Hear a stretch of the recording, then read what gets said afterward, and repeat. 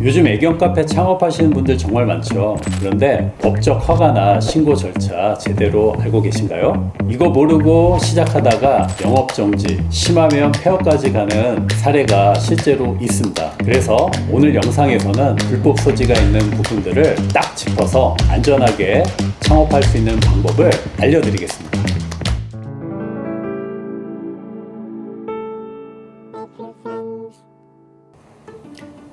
안녕하세요. 에이플 프렌즈 웅 대표입니다. 지금의 우리가 애견 동반 카페 부분을 어렵지 않게 많이 찾을 수 있는데 아쉽게도 법적인 테두리 내에서 진행하고 있는 매장들이 많지가 않죠. 사업은 이 법적인 테두리 내에서 진행을 해야 되기 때문에 오늘 여러분들하고 그러면 애견 동반 카페 창업을 하기 위해서는 어떤 허가가 필요하고 어떤 식으로 이제 진행을 해야 되는지 한번 살펴보도록 하겠습니다.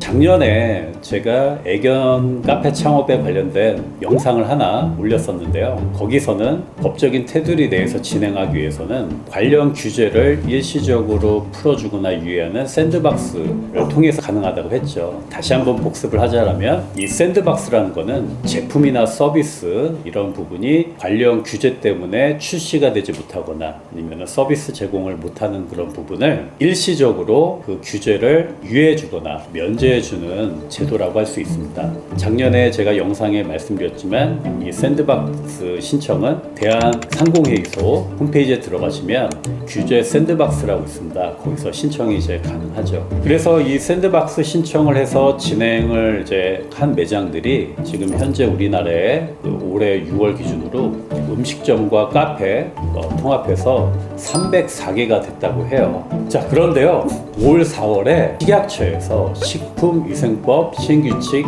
일부 개정안을 입법 예고를 한 상태입니다. 그동안에는 어떻게 진행을 했죠? 이 샌드박스를 통해서 관련 규제를 이제 유예받거나 면제받는 이런 조건으로 진행을 했다라면 샌드박스를 통하지 않고 식약처에서 제시하는 그 가이드라인에 맞게만 준비를 하면 애견 동반 카페 창업이 가능하다는 얘기로 볼 수가 있습니다. 자, 그러면 식약처에서 제시하는 운영 가이드라인은 어떤 것이 있는지 여러분들과 함께 살펴보도록 하겠습니다. 자, 화면에 보시면요, 식품 접객업소 반려동물 출입 관련 운영 가이드라인으로 돼 있죠. 이 얘기는 뭐냐면 실제적으로 이제 반려동물하고 같이 우리 카페든 음식점이든 출입을 할 때 입구서부터 그 다음에 매장을 이용하면서 나가기까지의 관련 규정이라든지 준수사항을 명시해 놓은 겁니다. 자, 그러면 첫 번째로 출입 관련입니다.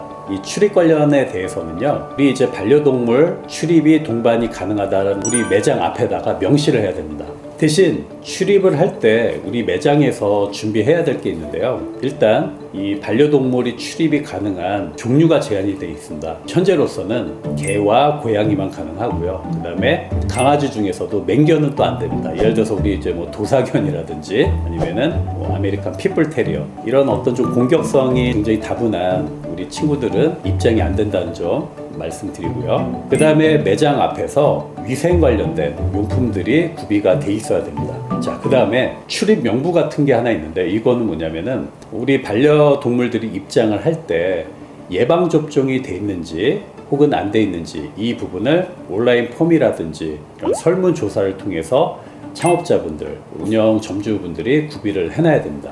자, 그 다음에요, 우리가 이제 이렇게 해서 매장 안으로 입장을 했습니다. 그러면 여기서 우리 소비자들이 지켜야 될 의무사항이 하나 있는데요. 일단 강아지 목줄을 꼭 해야 됩니다. 그 다음에 대형견일 경우에는 이 목줄 착용뿐만 아니라 고정식 돼 있는 거리에다가 걸어서 이동에 제한을 이제 둘 수 있는 이런 부분도 업소에서는 준비를 해야 됩니다. 자, 그 다음에 두 번째, 배설물이 나올 수도 있어요. 그러면 꼭 위생 장갑을 착용을 해서 배변 봉투에 담아가지고 쓰레기통에 버려야 된다라는 의무사항이 하나 있고요. 그러니까 매너벨트라고 하죠. 될 수 있으면은 매너벨트를 착용을 해가지고 매장 내에서 배설을 하지 않게끔 하는 게 가장 또 중요할 것 같습니다. 자, 이런 식으로 해서 이제 준비를 하는데 소비자 입장에서는요, 또 영업장 입장에서 준비해야 될 게 하나 있어요. 제공되는 그런 음식에는요, 꼭 덮개를 씌워야 됩니다. 또 음식을 제공할 때는 기본적으로 사람용하고 그 다음에 반려동물용이 분리가 돼 있어야 되고요.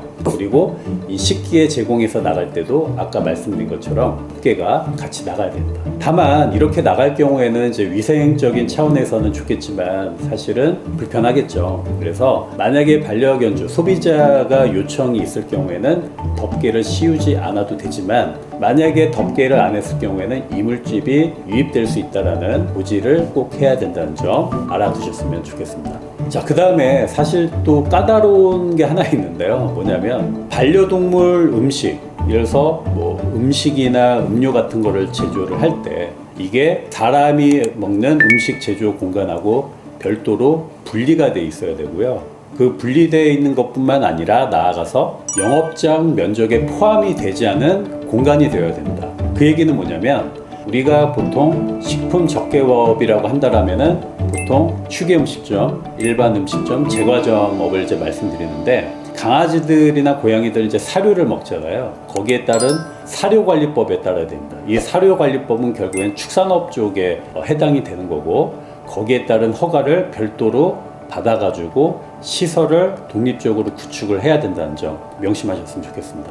그리고 우리가 이제 제조하는 공간이라든지 그 다음에 식재료가 있는 창고는 절대로 우리 반려동물들이 출입해서는 안 되게끔 그 시설을 잘 갖춰야 됩니다. 여기에 이제 한 발 더 나아가서 위생모라든지 위생복장, 그 다음에 위생장갑을 착용을 해가지고 또 제조를 해야 된다라는 이런 부분들이 있어서 이것도 여러분들이 꼭 참고하셔야 됩니다. 또 그리고 이제 중요한 게 아무래도 보통 카페에서는 체류하는 그런 시간들이 보통 한두 시간 걸리잖아요. 결국엔 또 환기 문제도 있어요. 그래서 보통 이 지금 가이드라인에서는 매장에서 2시간에 한 번씩 환기가 되게끔 시설을 갖춰야 되고요. 만약에 내가 그럴 수 없는 밀폐된 공간이다 그러면 공기청정기를 가동하는데 이거는 매 시간마다 계속적으로 가동을 해야 된다는 거죠. 이런 부분만 지켜주면 환기적인 어떤 시설 부분에 있어서는 문제가 없다고 보시면 될 것 같아요.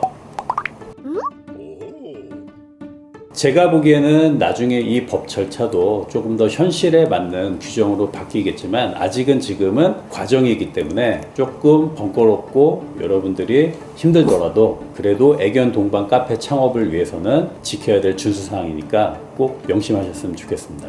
네, 그래서 방금 제가 지금까지 말씀드렸던 내용들은 우리 이제 매장 운영하시는 분들이 이 점검표로 만들어 가지고요 꼭 기재를 하고 표기를 하고 문제가 있을 경우에는 꼭 관할 당국에 신고를 해야 되는 의무가 생기는데요. 이 점검표는 식약처에서 제공하는 반려동물 출입 관련 운영 가이드라인에 별첨으로 나와 있으니까 이 부분을 참고를 해서 여러분들이 꼭 점검표를 만들어서 구비를 해 놓으시면 좋을 것 같습니다. 자, 오늘 시간에는요 식품 적개업소에서 반려동물 출입 관련 운영 가이드라인은 어떤 게 있고 그러면은 거기서 우리가 지켜야 될 허가사항이라든지 실제 매장 내에서 지켜야 될 준수사항에 대해서 살펴봤는데요. 만약에 여러분들이 오늘 영상에서 조금 더 부족하거나 궁금하신 점이 있으시면 제가 에이플 컴퍼니 블로그에도 올려놨으니까 블로그에서 확인해 주시면 될 것 같습니다. 자, 그러면 여러분들한테 다음번에는 조금 더 구체적이고 또 여러분들이 궁금해하는 사안들을 가지고 제가 다시 쉽게 설명해 드릴 수 있도록 찾아뵙도록 하겠습니다. 오늘은 여기서 마치도록 할게요. 감사합니다.